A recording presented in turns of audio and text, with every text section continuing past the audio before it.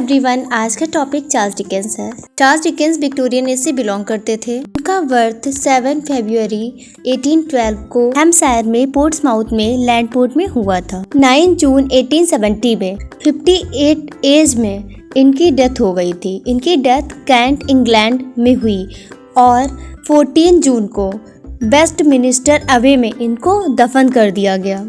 इनके father John Dickens navy पे office में एक क्लर्क थे। इनकी मदर एलिजाबेथ डिकेंस थी। इनकी एजुकेशन देखेंगे। Private education first at dame school and then at a school run by William Giles in Chatham. इन्होंने पहली एजुकेशन प्राइवेट स्कूल डेम में की थी और इसके बाद रॉयल एकेडमी ऑफ म्यूजिक में एडमिशन लिया था, जो विलियम गिल्स के द्वारा चलाई जाती थी, जो कैथम में था। ये 19th सेंचुरी के रिप्रेजेंटेटिव थे और विक्टोरियन नॉवलिस्ट थे, जर्नलिस्ट थे और स्टोरी टेलर भी थे। ये 2 साल के थे। 1814 में इनके पापा फैमिली के सहित लंदन में ट्रांसफर हो गए थे।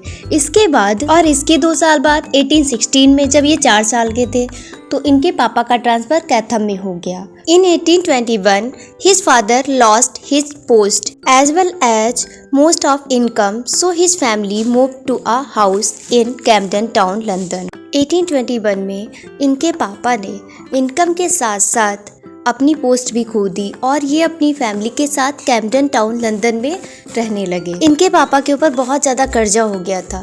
On 2 February 1824, his father was arrested for debt and put in Marcela prison. 1824 में इनके पापा को कर्ज के कारण अरेस्ट कर लिया गया और इन्हें मार्सेला प्रिजन में डाल दिया गया। अपनी फैमिली की हेल्प करने के लिए इन्होंने स्कूल छोड़ दिया। Charles Dickens had to work at Warren's Blacking Factory at Hungerford Market. Charles lamb को हंगरफोर्ड मार्केट में वॉरेंस ब्लैकिंग फैक्ट्री में काम करना पड़ा जब इनके फादर रिलीज हो गए जेल से।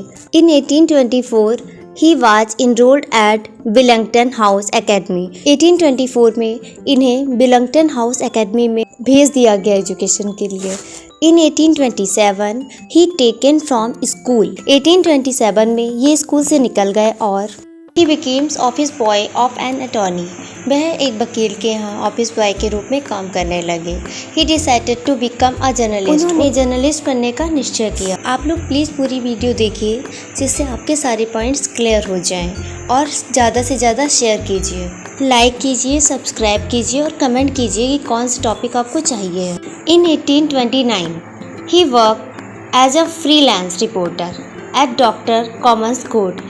1829 में इन्होंने डॉक्टर कॉमन्स कोर्ट के यहाँ फ्रीलांस रिपोर्टर की तरह काम किया। 1830 में ये मारिया बिडनेल से मिले और उनसे प्यार करने लगे। 1833 में इनका लव अफेयर समाप्त हो गया। इन्होंने 1831 में रिफॉर्म बिल एजिटेशन यानी कि सुधार विधेयक आंदोलन के टाइम पे संसदीय रिपोर्ट के रूप में काम किया। पार्लियामेंट्री रिपोर्टर में होता है संसदीय रिपोर्टर। 1833 में मारिया बिडनेल से इनका लव अफेयर खत्म हो गया था। उसी वर्ष 1833 में इनकी पहली स्टोरी पब्लिश हुई थी जिसका नाम डिनर एट पॉपुलर वॉक था। ये स्टोरी लंदन की मंथली मैगजीन में सबमिट कर दी थी। उसी में ये आई थी सबसे पहले। 12 ईयर की एज में 1834 में इन्होंने अपना लिटरेरी करियर स्टार्ट किया था और 1834 में ही न्यूज़पेपर रिपोर्टर की तरह काम करके बोझ उपनाम अपना लिया था। और उसी वर्ष 1834 में इनके पापा दोबारा से कर्जेदार हो गए। 1835 में इनके साथी जॉर्ज हॉगार्थ जो एक एडिटर थे, उनकी बेटी कैथरीन हॉगार्थ से इनकी एंगेजमेंट हो गई और 1836 में उनसे इनकी मैरिज हो गई थी। In 1836 his first series of sketches by Boz published.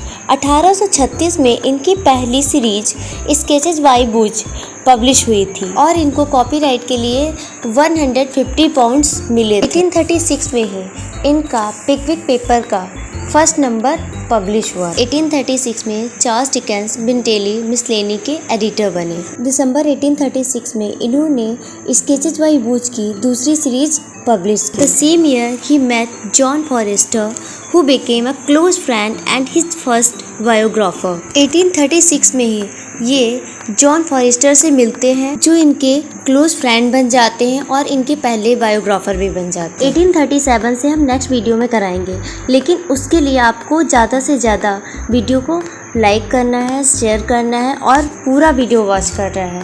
Thanks for watching my video.